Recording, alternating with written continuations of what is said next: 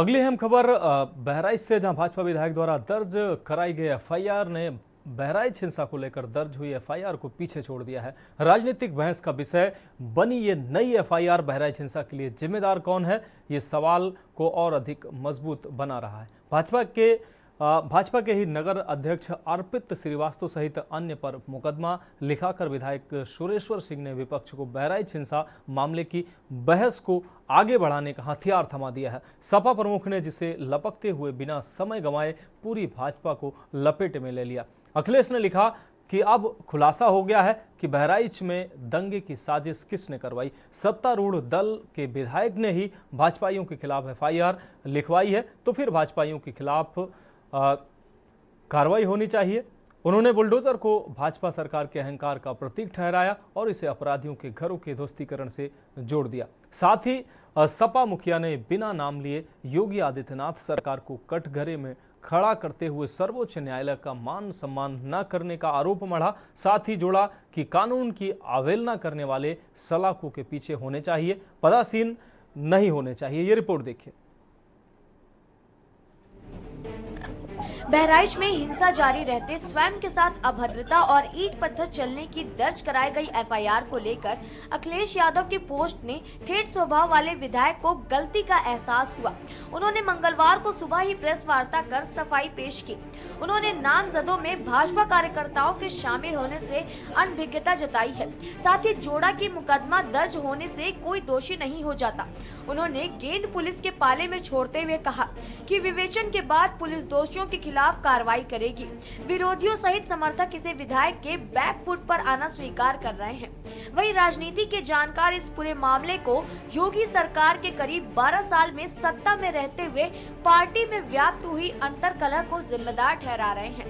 हमेशा सत्ता में रहने वालों को भाजपा में शामिल किए जाने का इसे परिणाम भी माना जा रहा है, क्योंकि विधायक द्वारा दर्ज कराई गई एफआईआर में शामिल कुछ नाम ऐसे भी हैं जो भाजपाई कहलाने के बाद भी सोशल मीडिया पर सक्रिय रहकर विपक्षी खेमे में दखलंदाजी बनाए रखते हैं। हमने पूरी घटना आपको बताई। इसमें कहां से लग रहा है कि भारतीय जनता पार्टी के लोगों ने दंगा किया। भारतीय जनता पार्टी का विधायक और आपकी ही पत्रकार श्रेणी में आते हैं दिवाकर पांडे जी, लखन प्रताप सिंह और एक उनका छोटा भाई किशन मिश्रा, क्योंकि 2 महिलाएं थीं, किशन मिश्रा था और एक नाबालिग उनका साला था मौके पर। हम 4 लोग ही उठा करके ले गए हैं। तो 100 को सड़क से उठा करके मर्चरी ले जाना क्या दंगा की परिधि में आता है? कि सड़क पर रहता 100 तो दंगा की परिधि में आता, भीड़ पड़ती। मूर्तियां सारी 150-200 मूर्तियां सड़क पर खड़ी थी, तो 100 रखा रहता सड़क पर, तब दंगा भड़कने की आशंका थी।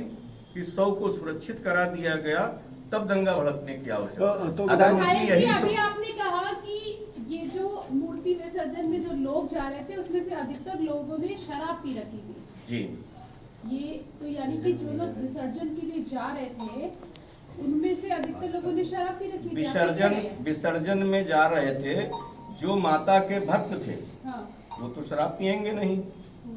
कुछ उपद्रवी लोग हर गांव में होते हैं, हर मोहल्ले में होते हैं। कोई ये कह दे कि हमारे समाज में उपद्रवी हैं, दूसरे समाज में नहीं है, दूसरे समाज में है, तीसरे समाज में नहीं है। कुछ लोगों को इसी मेले के बहाने ही नशा करने को मिल जाता है। तो ऐसे लोग मौजूद थे, उनके बारे में स्पष्ट कहा जा रहा है। उनके खिलाफ कार्रवाई हो रही है और खिलाफ का महसी विधायक आरोप लगाते हुए कहते हैं कि उनसे अभद्रता करने वाले भाजपाई न होकर नशेबाज थे और शायद विसर्जन मेला उनके लिए नशे का अवसर था। इसीलिए घटना स्थल पर लगे सीसीटीवी फुटेज देखे जाने चाहिए।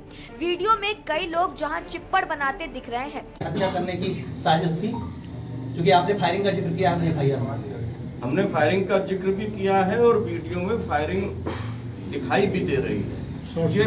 ये विवेचक का विषय है कि वो चिन्हित करे कि कौन था फायरिंग करने वाला और किस उद्देश्य से उसने फायरिंग की। विधायक जी, अभी आपने एक बात कही कि आप और जो है पत्रकार जो है दिवाकर पांडे जी, जिलाधिकारी का प्रयास था कि जो 100 को जो है मर्चरी ले जाया जाए, लेकिन कुछ लोग जबरन जो है वहां के ऊपर रोक रख करके प्रदर्शन कर रहे थे, नहीं ले जाने। तो आखिर उनकी मंशा क्या थी जो सड़क के ऊपर ही रख कर 100 रख करके जो है वो प्रदर्शन कर रहे हैं। अब मंशा उसमें विपक्ष के लोग भी हो सकते हैं और कुछ लोग, जैसा कि हमने कहा, कि नशे में भी थे, क्योंकि रात का 9 बज रहा था, तो नशे में भी लोग थे और तरह तरह की बातें कर रहे थे।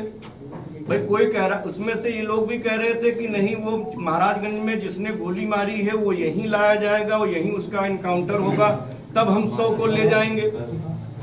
तो ये कहीं भारत के संविधान में, भारत के कानून में ये कहीं कोई जिक्र है कि अगर कोई किसी की हत्या कर देता है तो उसको जहां 100 रखा हो वहीं ला करके उसको मार दिया जाए?